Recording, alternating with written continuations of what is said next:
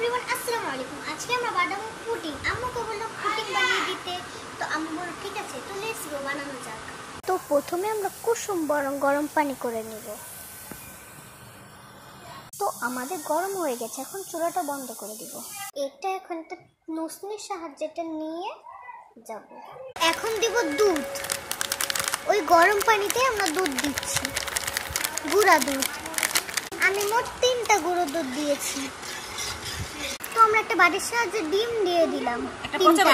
তো আমরা একটা বাটিতে ডিম দিয়ে দিলাম 3টা। তো তারপরে ডিমটা গলিয়ে নিব ভালোভাবে। এখন আমরা দিব হচ্ছে চিনি। আমরা চিনিটা দিয়ে দিলাম।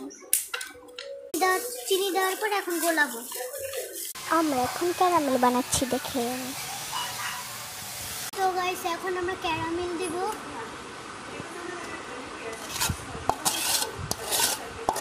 এখানে দুধ আর ডিম একলগে মিক্স করেছিলাম, তখন এগুলো ঢালবো, দেখবো কতটুকু হয়।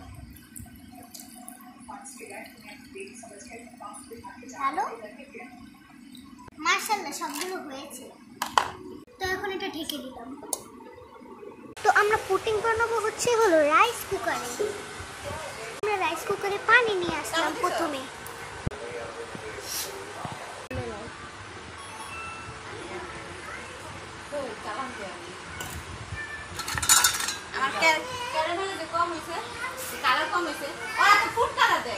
আমাদের পুডিং রেডি হয়ে গেছে, দেখেন। এটা এখন ফ্রিজে রেখে দিব আমরা। তো